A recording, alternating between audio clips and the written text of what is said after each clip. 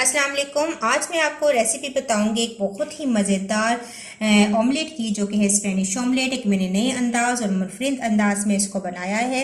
आप इसको बना सकते हैं और लंच बॉक्स में दे सकते हैं, टिफ़िन बॉक्स में आप इनको बनाकर दे सकते हैं। नाश्ते के लिए बहुत ही मज़ेदार रेसिपी है। तो आइए इस बहुत ही मज़ेदार ऑमलेट की रेसिपी को देखते हैं। स्पेनिश ऑमलेट बनाने के लिए जिन चीज़ों की ज़रूरत है उसमें मेरे पास हैं आलू, और इस तरीके से मैंने स्लाइस कर लिया है बारीक, ताकि ये जल्दी से और आसानी से गल जाए। टमाटर लिया है मैंने और इसको भी मैंने स्लाइस कर लिया है। प्याज को मैंने लच्छेदार काट लिया है। एक सब्ज़ मिर्च है, थोड़ा सा धनिया है।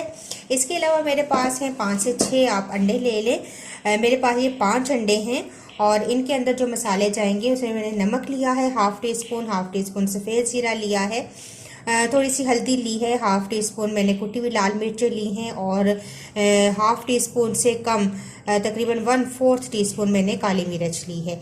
ये तमाम चीज़ें मैं अंडों के अंदर शामिल करूँगी और इनको मैं फेंट लूँगी। फोर्क की मदद से आप अंडों को मसालों के साथ अच्छा सा फेंट लें।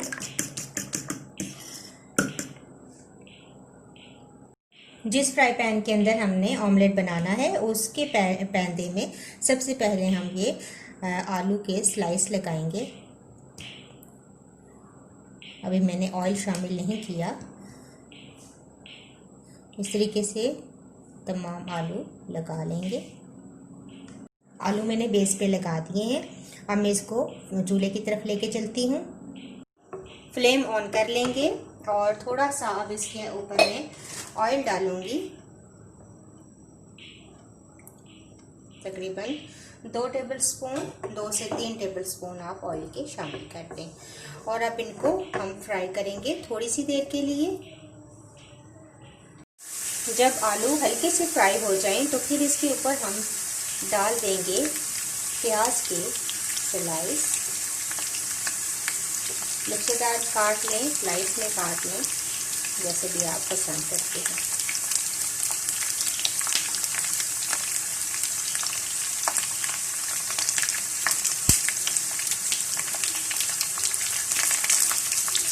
फ्लेम थोड़ी सी स्लो कर दें। थोड़ी सी देर फ्राई होने के बाद अब इसके ऊपर डाल देंगे टमाटर।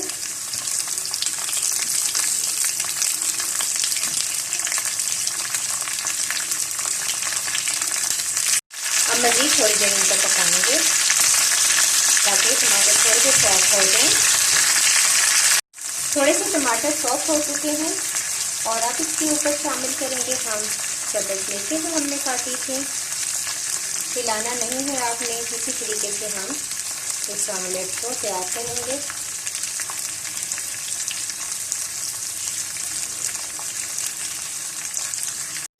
और अब हम इसके ऊपर डाल देंगे जो अंडे हमने फेंट के रखे हुए थे। एक दफ़ा दोबारा मिक्स कर लेंगे और तमाम अंडे शामिल कर देंगे।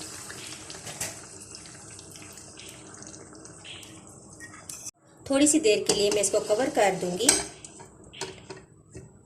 और फ्लेम हम स्लो ही रखेंगे ताकि आराम आराम से ये अंडे कुक हो जाए। तो देखिए तकरीबन 5 मिनट गुजर चुके हैं और नीचे से तमाम अंडे कुक हो चुके हैं। अब हम इसको पलटेंगे तो एक प्लेट इस तरीके से रखेंगे और इसको हम पलट लेंगे ताकि हम दूसरी साइड भी पका सकें। ये मैंने पलटा है और अब मैं दोबारा से इसको डाल दूंगी पैन के अंदर और दूसरी साइड हम इसकी कुक कर लेंगे। दूसरी साइड भी हमारी कुक हो चुकी है और अब मैं इसको दोबारा से पलट लूँगी और निकाल लेंगे। तो देखिए दूसरी साइड से मैंने पलट दिया है। बहुत ही मज़ेदार हमारा स्पेनिश ऑमलेट रेडी है और बिल्कुल ही एक नए मुनफरिद अंदाज में मैंने आपको ये ऑमलेट बनाना बताया है।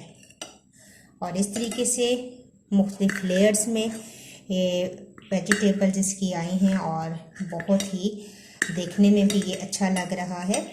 तो ये देखें, ये हमारा ऑमलेट रेडी है। आप इसको पराठे के साथ एंजॉय करें और सुबह के नाश्ते में आप बनाएं और एंजॉय करें।